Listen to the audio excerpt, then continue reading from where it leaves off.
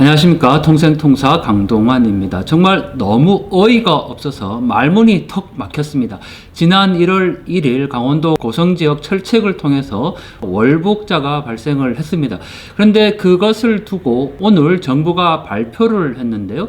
지난 2020년 11월 바로 그 장소에서 철책을 넘어온 기순자, 탈북민과 동일한 인물로 밝혀졌다라는 내용이 발표가 됐습니다. 이 탈북민이 1년 동안 남한에서 청소용역원으로 생활을 하면서 경제적으로 어려운 생활을 겪었다라고 발표를 했는데요. 그 이야기는 결국은 남한에 온 탈북민이 경제적인 어려움 때문에 다시 월북을 했다라는 맥락으로 읽혀지게 됩니다. 결국 이 정부는 대한민국 정부인지 조선민주주의인민공화국인지를 구분하기 어려운 발표 내용인 것 같은데요. 지뢰가 놓여져 있는 DMZ를 철책을 체조 선수처럼 넘었다라는 것도 작년 2020년 11월 기사 때 저희가 보고 너무 황당했었는데, 동일하게 그 사람이 남한에서 1년 정도 생활하다가 다시 같은 장소에서 북한으로 넘어갔다라는 이 황당한 이야기를 우리가 어떻게 받아들여야 하겠습니까?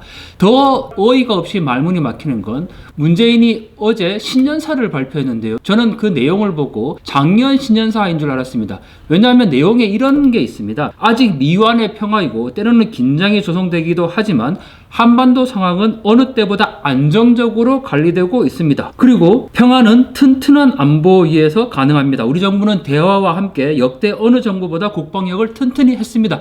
이런 신년사를 발표했습니다. 여러분, 한반도 상황이 그 어느 때보다 안정적으로 관리되고 있어서 한 사람이 동일하게 철책을 넘어서 남한에 생활하다가 다시 북한으로 넘어갑니까? 도대체 그 철책선은 왜 존재하는 것이며 과학화 장비를 통해서 그 CCTV는 왜 설치를 한 겁니까? 국민의 그 피땀 같은 세금을 들여서 CCTV를 만들어 놓고 관리를 하는데, 그냥 한 사람이 철책을 자유롭게 넘었다가 또 마음에 안 든다고 다시 넘어갈 수 있는 그런 거. 정말 대한민국이 평화로운 나라가 되었네요. 철책과 상관없이 그냥 오고 싶으면 오고 가고 싶으면 가는 그런 나라가 되었습니다. 그런데 이게 국방력이 지금 튼튼해졌다라고 대통령이 신년사를 발표했습니다. 다시 한번 질문을 드려봅니다. 당신은 대체 어느 나라에 지금 살고 있습니까? 이 신년사가 물론 어제 쓰여진 건 아니겠죠. 미리 준비를 해 놓았겠죠. 하지만 지금의 상황에서 2022년 1월 1일 날 철책을 넘어서 월북을 한 겁니다. 분명히 대한민국이 안보가 완전히 무너졌고 구멍이 뚫린 겁니다.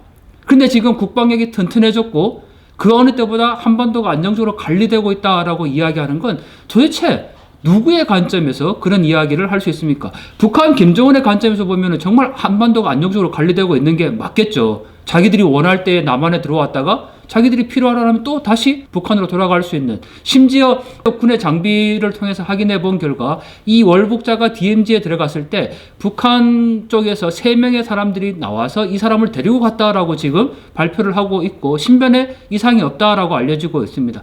결국 이 사람은 지금 북한에 자유롭게 들어갔고, 이미 사전에 이것을 알지 않았다면 이런 행위는 불가능한 거겠죠. 그러나 우리 정부가 대공 용의점은 전혀 없다라고 발표를 했습니다. 아니, 간첩으로 대공 용의점이 없으면 그냥 북한으로 넘어가도록 둬도 되는 겁니까?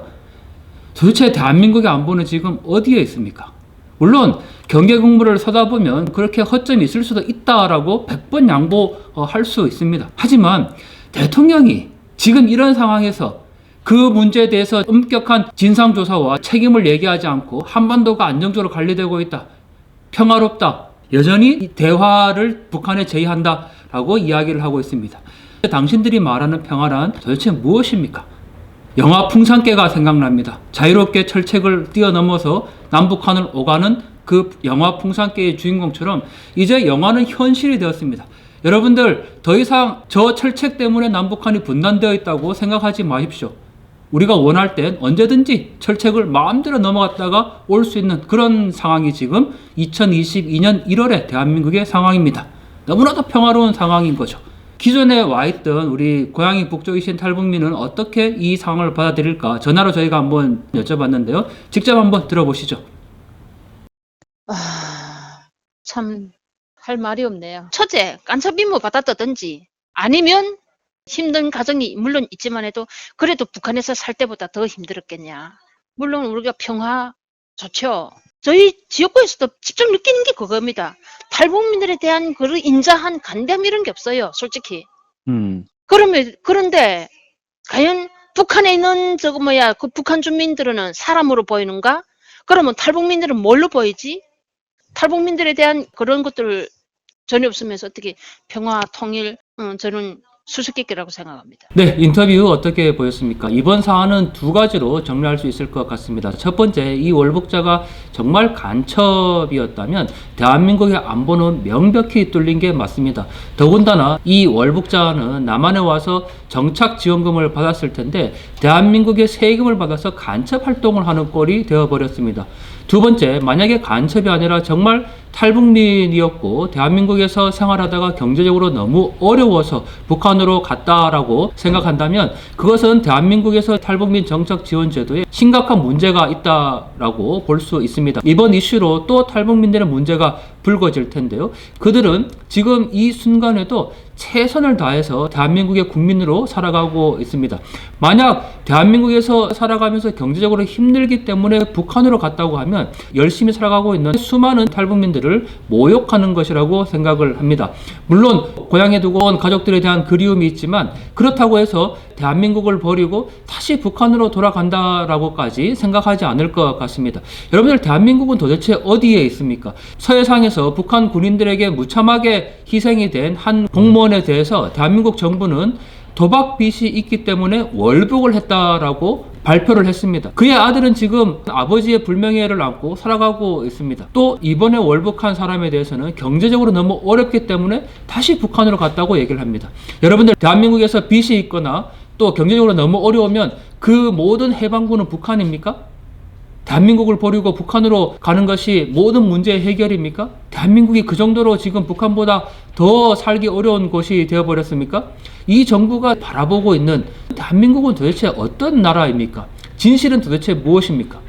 만약 이 월북자가 북한의 방송에 앞으로 나올 가능성도 있습니다. 대한민국에서 살다 보니까 경제로 너무 힘들고 인간 이하로 취급을 했다. 하지만 김정은 장군의 품에 안겨서 이렇게 새 삶을 살고 있다. 만약에 이렇게 또 정치 선전에 활용된다면 여러분들, 그때는 우리가 이 사안에 대해서 어떻게 받아들여야 하겠습니까? 여러분, 탈북민이 또 어려워서 북한으로 갔다. 이 프레임으로 보면서 탈북민에 대한 관심을 반짝 둘 것이 아니라 근본적으로 이 문제를 살펴볼 필요가 있을 것 같습니다. 이번 사안에 대해서 명확한 것 한 가지, 대한민국에 온 많은 탈북민들은 지금 이 순간에도 열심히 살아가고 있다는 것입니다.